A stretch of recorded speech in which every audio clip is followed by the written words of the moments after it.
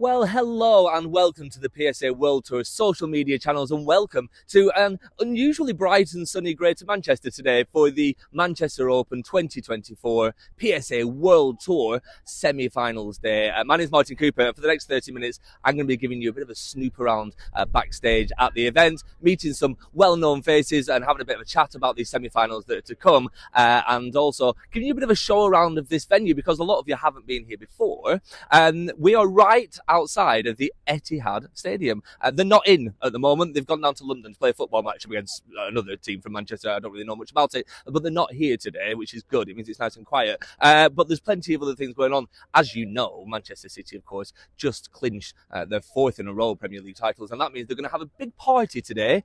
It's as if they didn't care that it's our finals day tomorrow, but they're having a big parade here. If you like sport, then Manchester really is the place for you to be this weekend. There's loads going on. We have the Manchester Half Marathon, that Manchester 10K. That's happening tomorrow as well, of course, as the PSA World Tour Manchester Silver event finals, the last silver event on the PSA World Tour. But before we get to any of that, I want to give you a bit of a show around here. This is the House of Sport Manchester. It's the National Squash Centre. If you've never been here before, you need to come and visit because it's a really lovely squash facility here. We'll go inside and have a bit of a look around in a minute, but there's loads of other stuff around this venue as well. This was all built for the 2002 Commonwealth Games. This actually used to be just a bit of a disused mine, an old colliery called the Bradford Colliery, but now it is Sport City. Over here, if you can see, you've got the athletics track here. This is where the British Open is held. Some of the most talented athletes that Team GB have to offer have run around and round in there and thrown things and jumped into stuff over there. And that man over there, he's called the Bee of the Bang. He's a statue representing the Commonwealth athletes, and it says that you should go on the Bee of Bang. That's what the phrase is. Although I think if you go on the Bee of Bang, then that's a false start, and you should probably go on the A or the N of Bang. But that's not a very good name for a statue. And so that is the athletics track over there, the outdoor athletics track. Next door, there's an indoor athletics track, but it's not at the moment. It's actually a squash court. The PSA have commandeered it for their use, and there won't be much pole vaulting going on in there today, but there will be some squash. You can see here, let's go this way, that we have a bit of an extension going on for Manchester City's new stand that they're building here. This is to accommodate all the new fans that are jumping on board the fact that they're now Premier League champions for the fourth time in a row. So that's what they're doing here. Manchester is just a sea of cranes. If you're ever coming into Manchester on a flight, you'll just notice lots of red lights below because it's just a sea of cranes. But that's what they're doing there. Brand new stand. Carry on going over that way, past the McDonald's, which is quite the achievement for me to walk past the McDonald's without going in it. But keep going. You'll get to the Velodrome. That's where the Team GB cyclists all come out of there. And then over here is the brand new Co-op Live arena. I think we have the pleasure of Nicki Minaj in there tonight, I've been told, and Peter Kay has been there for the last couple of nights as well. You know the story of the Cooperative Live. It wasn't ready, and then it was ready, and then it wasn't, and then an air conditioning unit fell over. But eventually we got there, and Peter Kay has done his shows, and that was that. So that's why it's called Sport City. There's plenty going on. Look, people are running and everything. The University of Birmingham have just run past there. And the National Squash Centre is in amongst all this. A few tennis courts down the bottom there as well. So any sports that you might want to take up, then this feels like the right kind of place to be doing that, really. And we'll go into the Squash Centre and we'll have a little bit of a look around. But you can see these hoardings up at the front here advertising some of the players. Not all of them, Mustafa, but nearly all of them that were on there. Rona Larrabee, Gina Kennedy, Joel Makin, they're all coming through to the finals, the final stages of the Manchester Open semi-finals day today. But the House of Sport here, the National Squash Centre, has been the home to professional squash for at least the last 2 decades. 5-10, match ball. Terrific racket work on the width and then going in short on the backhand.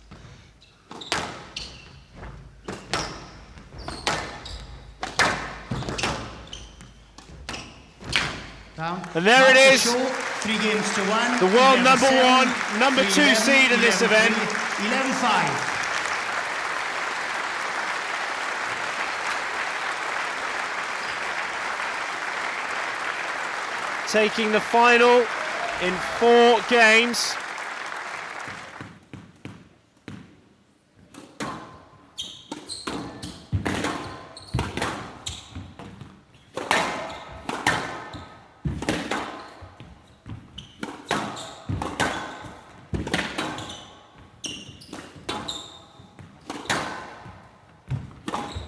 Oh, there it is. And the third time of asking, Raneem El Walili is crowned champion of the world. 3 games to 1. What a huge moment for Raneem El Walili. 11-7, 11-5. Close to the 70-minute mark. It's hardly any surprise these two have gone at it. Well, we've got 4 championship balls for Mohammed Al Shabagi, his 3rd final.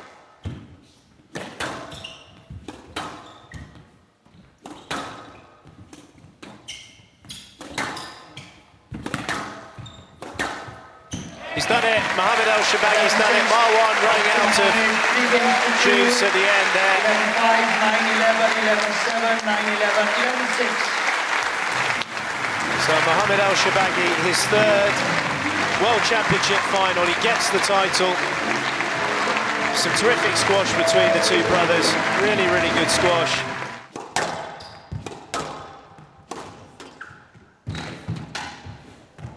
Stroke to tie.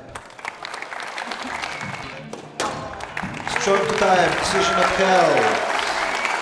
11-9, match to tie, 3 games to 1. 11-9, 11-7, 5-11, 11-9.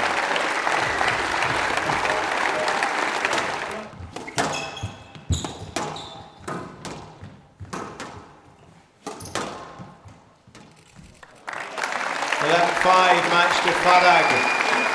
3 games to 1. 10-12, 13-11, 11-2, 11-5.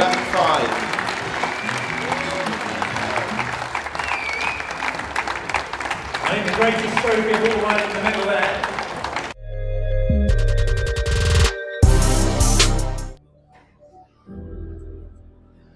Some amazing scenes there from Manchester over the years, 2 decades of fantastic squash. And speaking of fantastic squash, look who I found. It's only Laura Massaro, everybody. How are you? I'm really good, thanks. Welcome back to Manchester. One of the shortest distances for you to have to travel on the whole tour, this. Yeah, this is easy peasy, isn't it? And I think I was just saying yesterday, I could actually probably do this journey blindfolded and about 16 different ways from Preston. Yeah, it's not the most interesting motorway, the M61, is it? Welcome back to Manchester. It's really nice to have you here. Just looking there at all the different kind of amazing achievements we've crowned. British Open champions here, world champions here as well. You've had some of the finest moments of your career. What are your overriding memories of squash in Manchester? I think, well, a couple, probably the Nationals, British Nationals, always been held here, watching the generation before me win titles and then being able to match that.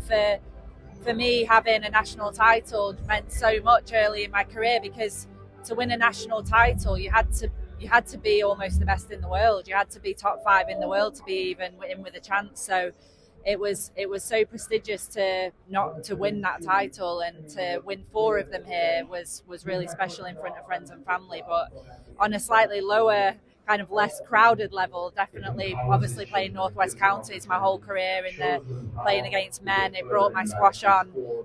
Learned loads of experiences and lessons in those matches, and as we know, it's a huge league.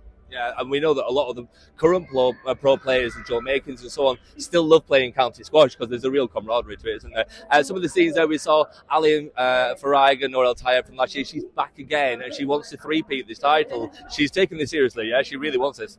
Yeah, and I interviewed her post-match yesterday, and she said, you know, how hard it is to be away from Farida, and she's obviously at home in Egypt, but actually it does enable her to concentrate fully on the event, and so it's like the, you know, lesser of 2 evils. But I know, obviously recently becoming a mum myself, that you almost, like, if you are going to be away from the baby, the toddler now, that you almost want to make that like worth it and pay off. So I'm sure that's going to be in the back of her mind. It's like an extra little edge of maybe why she's continuing to play. Yeah, and we know that you're still really involved in kind of grassroots squash. We've seen you here at the National Squash Centre doing some stuff with women in squash, young girls in squash as well, really trying to encourage that next generation. As you said, it's so important, isn't it?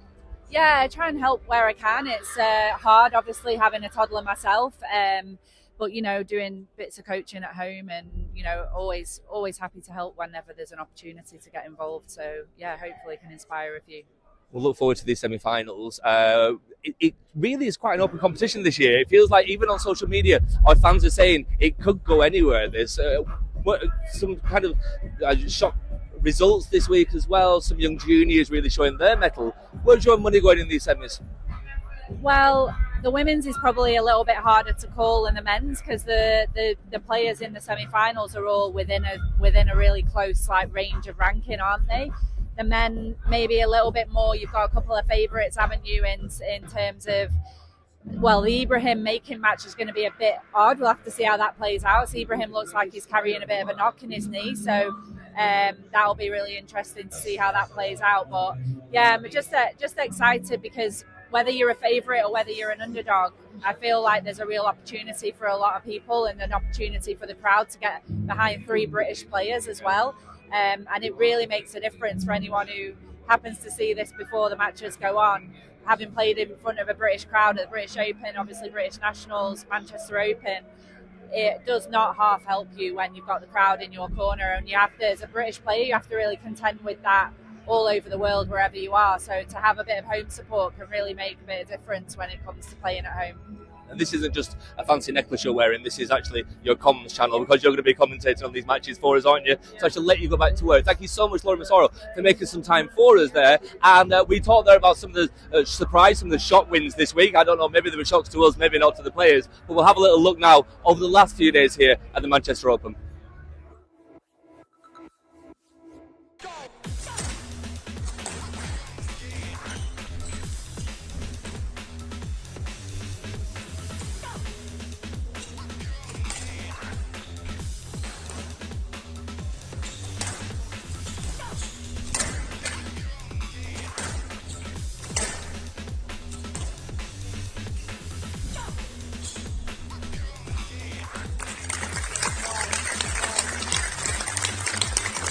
Definitely on here for the game. Will she go for it?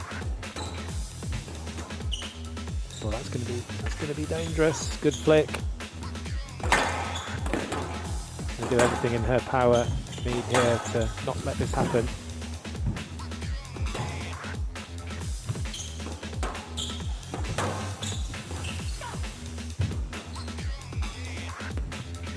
Good lift from the game. There it is. She's done it. She's done it. There we go. It's a brilliant finish for Saran Nagin. Alyssa Mead will be very disappointed with that, but you have to say Nagin just got better and better as that match went on. For what would be and is a brilliant win. That is just brilliant from Amir Evans. It's definitely a possibility that he could actually win the match, but to win in 3 against such a quality player like Ruiz Suarez.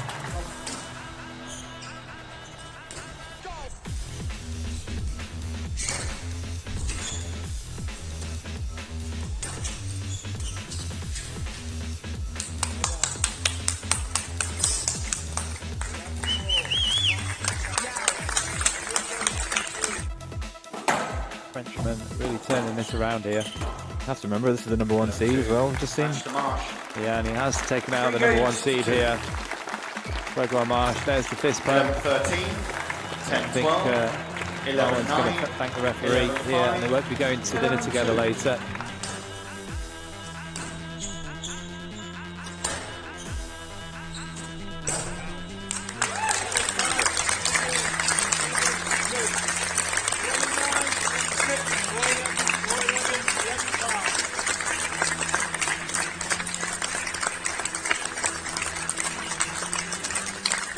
Saved here.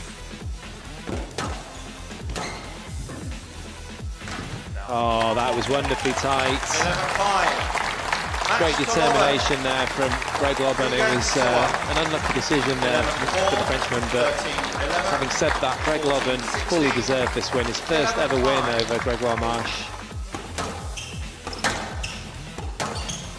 So another match ball. He's played it. He's played it. Crowd absolutely loving that one. Suzuki with a wry smile. Thomas Porter has given the hospital pass to John Massarella. So Solomon plays a decent length here. There's traffic, which Suzuki decides to play through. Solomon is completely taken off balance, but was that his fault? That's for the referees to decide. Suzuki goes on and plays a brilliant drop shot from the back of the court. There's a no less. And the match goes to Suzuki. He's not happy. Solomon is having a little bit of a chat. 3 games to 1. Not the best way to finish between these two. 11-8, 3-11, 11-8, 13-11.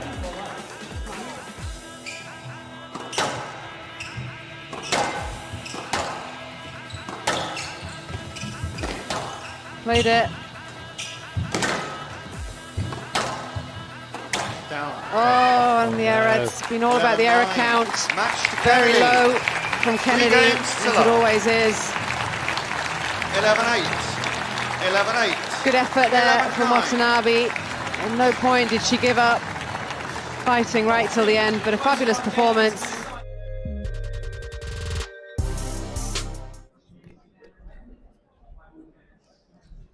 And all that brings us to these semi-final matches. Nour El Tayeb going up first today against Rowan El Arabi. Number 1 seed, Nour El Tayeb. Don't kid yourself. She really, really wants this title. She's will be the first person to three-peat here, but Rowan El Arabi looking absolutely fierce. Then we move on to Greg Lobban, the lowest ranked player left in this draw, playing against Faraz Dasuki. That is going to be a hard match for him, but he's feeling really good. He's in a good mood, and he's got every chance of doing that. Gina Kennedy looked really strong yesterday against Satomi. She's against Salma Haney, who, if anybody has had an easy run here, it might be Salma. And then Joel Macon and Youssef Ibrahim. That will be an absolute cracker to finish off these proceedings there. Simon Park joining me now. Simon, you've had a busy old week on the comms as well. Welcome to our little show here, just to get, we're your warm-up guys here. Oh, thank you very much. It's great to be here. Thanks for having me. It's our pleasure. We're going to look forward to these semi-final matches. We'll start with our first match then, Nour El Tayeb. She's been here twice. She's won here twice. Last year, of course, those famous scenes with Ali Farag in her corner. She's flying solo this time around, but she's no less hungry for this title this time. Absolutely, and as much as she loves her daughter, I'm sure Farida, she's not having to do those motherly jobs as well. So I think she's going to be, her head's going to be clear, and also the tournaments that I've commentated on when she's been there, she's ended up winning, apart from just one recently in black ball. But she did say she put up her best performance against Nora Gohar in that event. So she feels good when I'm here. So what you're saying is it's because of you that she's winning this? I see, okay. It could also be because of Rowan El Arabi, because she was coaching her through her match yesterday. That won't be the case today.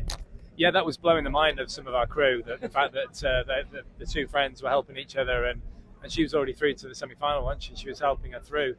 But I guess that's squash, isn't it? That's the kind of sport it is, and often there's so many Egyptian players, and a few of them are good friends, and that's what they do. I actually used to do that back in the day with Peter Marshall and people like that, some of my old colleagues. So it's great to see, and their head-to-head is pretty close, so I think that's going to be a good match. I'm guessing that Faraz Dasuki might not have Youssef Solomon in his corner, though, after yesterday's match. Possibly not. Possibly not. Yeah, they didn't get on too well, did they, in that match? I think one or two things were said in Arabic, so I don't know what your Arabic's like, but I didn't understand. One or two hand gestures as well, which I also didn't understand because they were Arabic hand gestures. So, but Dasuki won't mind, he's through. He's got fresh challenges to face today with a very informed-looking Joel Macon. It's been a tricky little season for Joel, a bit of a roller coaster for him, and he really would like to finish this season with a bit of silverware to take home. He seemed really focused in his match yesterday. Lobban, has he got? Dazuki's got Lobban, I think. Oh, my apologies, yeah.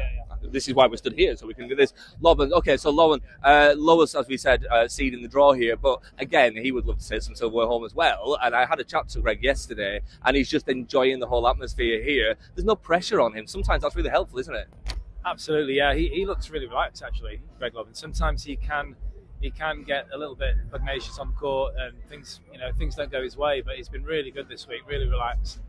I think he's got a good chance. Dazuki also can get a little bit annoyed, as we saw yesterday, and he's got to keep his head because the talent that guy has is more than most, in his little finger. So if he plays well, he's going to be a problem. But I think if Lobban remains calm, then he's got a good chance. Joel and Youssef Ibrahim, of course, the other Youssef. Get my Youssef's mixed up. That was the problem there. And then, of course, Gina Kennedy, again, looked really clinical against Satomi yesterday, and she would love to win here on home soil, wouldn't she? She would, and I think she's got a great chance. I think she's looking really good, Gina. She's playing well. She's had one or two health issues in the last year or so, but she manages to keep consistency pretty much most of the time. It's going to be tough against Hani. She has only lost to her once, but I think that Gina will come through. Yeah, everyone's beat everybody at some point over the last couple of seasons, apart from Greg Lobban. He's the underdog here, but you never know, that could work wonders. Have fun, enjoy it, sit back. You've got your little minions back there feeding you biscuits and grapes and things like that. You're fine. Absolutely, yeah, we're well looked after in the back there. Michael Absalom always has the biscuits available.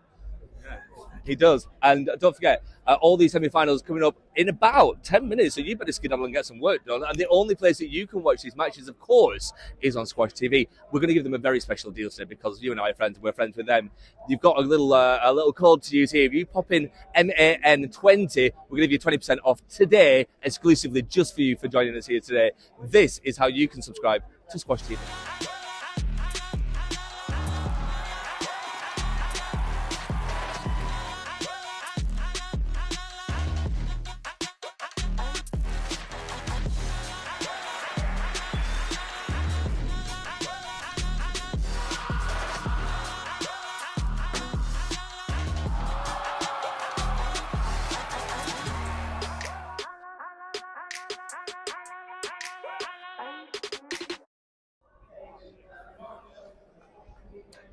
So our commentating team have gone back to wherever it is that they go to do the comment. Actually, we should probably find that. We'll have a look for that. I'm going to give you a bit of a look around the insides here of the National Squash Centre. As I said earlier on, this isn't the National Squash Centre. This is actually the indoor athletics track. And if you're very, very eagle-eyed, you might notice that sometimes it's also a basketball court as well.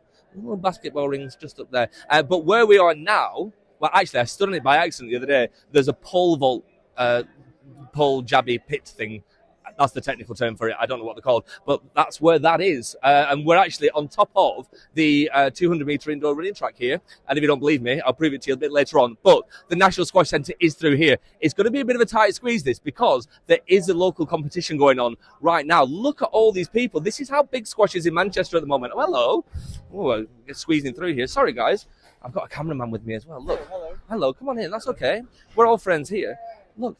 They have 7 courts here. One of the few places in the UK that you can actually get on a glass court as well. If you look through there, you'll know from the coverage on Squash TV over the last few days that we've had 2 glass courts here. We're very, very lucky in Manchester because we have the permanent glass structure there. 3 courts on this side, 3 courts on the bottom side as well. Interactive court here on court number 2, and all these lovely people here have come out to support this local tournament. Squash in Manchester is really hotting up. The North West Counties League, as you know, is pretty big. But we're going to leave these guys to it. I'm going to try and squeeze my way through here. Sorry, folks. That's okay. They're enjoying themselves. Sorry, my friend. Have you got through yourself? Come on. Come on. You can see our friends from Squash TV here. They can look at this. This is perfect timing. This is like we've set this up. We actually haven't. We're not that clever to think that far forward. He's actually buying there, or hiring, a little earpiece. That means that he can listen to Parky and to Laura Massaro and to Vanessa on the comms there whilst they're watching the matches. How clever is that? Even the punters here are subscribing to Squash TV while they're here. That's another good reason to do it. The Batak challenge there, I still believe that Holly Norton is the one to beat on that. I haven't done it because I can't crouch in this suit. And Dunlop, they have us all here. Greg Lobban's here! Oh, he tried to sneak off with... Oh, no. Greg, how are you? Good, I'm very good. I'm just getting ready for, in an hour's time. So, yeah. We have just been talking about you literally moments ago, saying all good things, of course good things about you, Greg, but just saying that actually it might be quite nice for you because there's not a lot of pressure on you. The lowest seeded player in this tournament left now. It's been a big week for you.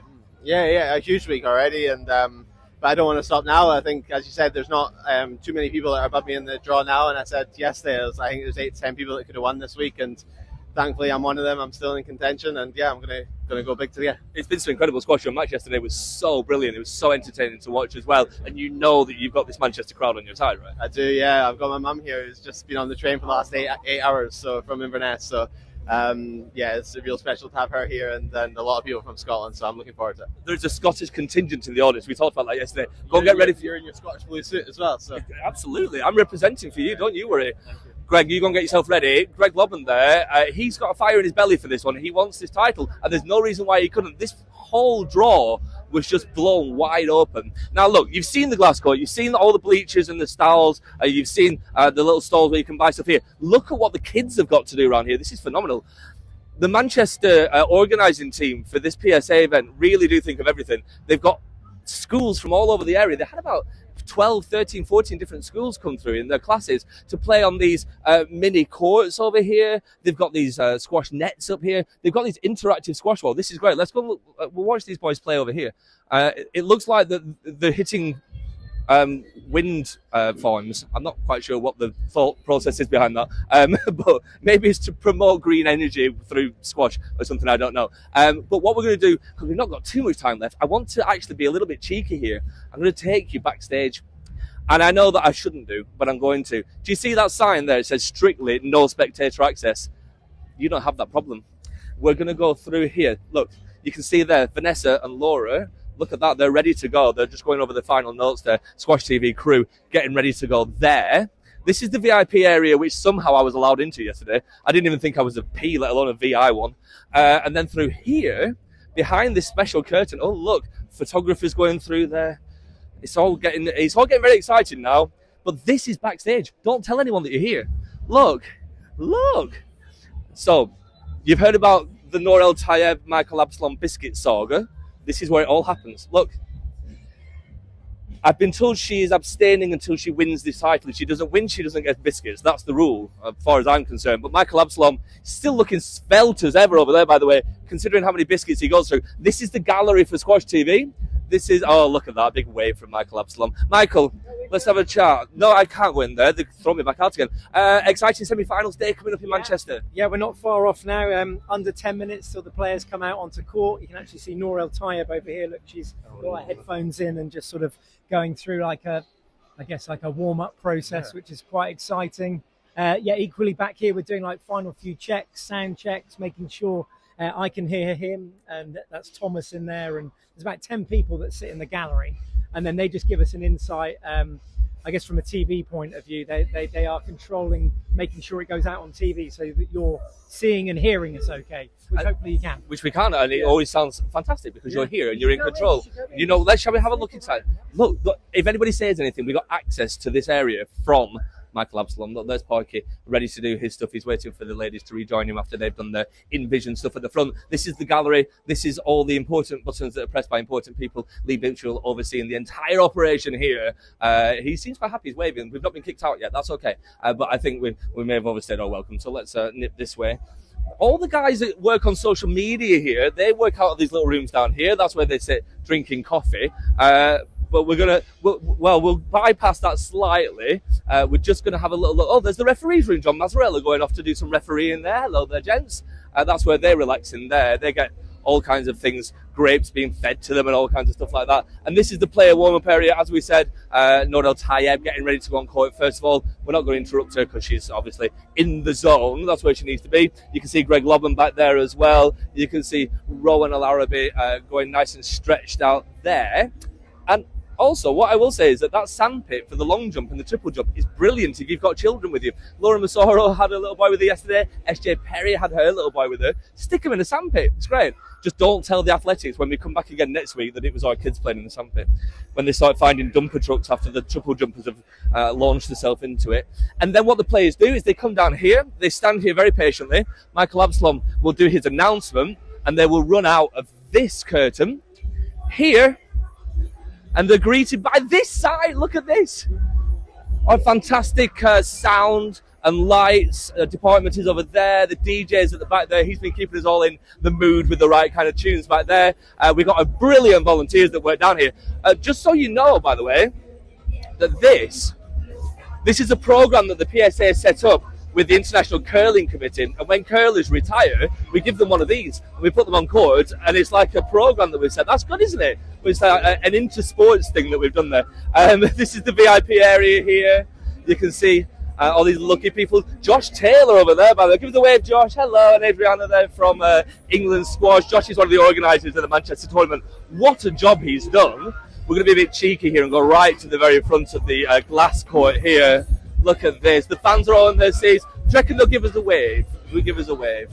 Okay. Hi, everyone. We'll give them a wave. There they go. Oh, some of them are waving. That's that. Oh, there you go. Matario Nega is waving. He's the rising star. PSA, well, the England Squash rising star. He's great. But England Squash have been doing a great job here as well. You can see in the background, be sly about it, but if you look over there, you can see the Invision is going live there, and Vanessa and Laura are kicking things off on Squash TV. Don't forget, the only way that you can watch these semi-finals here today at Manchester, and they are going to be amazing matches. Don't get me wrong on that one, they will be good matches. You've got to subscribe to Squash TV. When you get to the checkout, make sure you put into that code, the little access code, MAN20, MAN20. I'm going to give you 20% off today just for that, okay? Let's have a little look down here and just check. Guys, where's our money today? Who's going to win this first match? Are we going Rowan Al-Arabi or are we going to Noor El Tayeb here? Who's going to win? Noor El Tayeb? El Tayeb? They're all saying Tayeb down here. She is the odds-on favourite. She wants this title one more time. But Rowan, don't ever write Rowan Al-Arabi off. What about over here? I can see Ali there, Ali Shannon. Ali, who's your money on for this first match? Are you going for Rowan Al-Arabi or for Noor El Tayeb? El Tayeb again. And that means you have to support both of them, though. You're allowed to that. What about for the men's title? Who are we looking at for the men's here? Who's the favourite to win this? Fares Dasuki. Big Fares Dasuki fans down here in the front. What are you saying over here, John? Oh, okay. It really is anybody's competition. Let's go up a little bit up here. Here are some of our finest female players in squash, by the way. There we go. I can just see a little familiar face down here as well. Hello, Jimbo. How are you? We are live on the Squash social media channels, Jimbo. How are you doing? I'm all right. I'm much worse now that you've put a microphone in front of my face, but, that's fine. Oh, no, I know that you love this bit of it. That's all fine. James, because we were talking before, when Marwan went out to this competition in round one, it became a really open men's competition, Liz. And really, any of these 4 players that are left could be taking this title. You've got to say, you're not allowed to set the fence here. Where's your money going? Joel and Greg. Oh, okay. Go for Britain, yeah. Going for a Gaelic final. Go for it. I've got that right, haven't I? Yes, I have, yeah. Yeah, Joel and Greg, going for that. Absolutely. Yeah. That would be great for the fans here. They would love that. Okay, very nice. And if we get, if we have any short matches, you can jump on and do some entertainment. Oh, me? I'd love to, yeah. Well, that's my, I prefer being an entertainer than a squash player. Me and you will do Dr. Frankenstein, okay? Absolutely. Michael Absalom, getting the crowd started. Thank you, Jim. Michael Absalom just getting the crowd started here, so I don't want to talk over him too much. But once again, don't forget, the only way that you can jump in on this and find out what's going on is on Squash TV. You can get that discount, and that's all going to be great for you. You can watch, and actually it doesn't run out today. You'll have that for the rest of the season, British Open Championships and into next season as well, so you can do all that. But Michael Absalom is introducing the crowd now, so I think that's my cue to say goodbye to you for now. Thank you so much for spending the last few minutes with us. It's been a pleasure, and we'll see you again very shortly. Enjoy these semi-final matches. Squash TV, MAN20. That's the only way that you're going to be able to watch these semi-finals today. We will have our finalists by the end of today, but until then, may the best man and the best women win.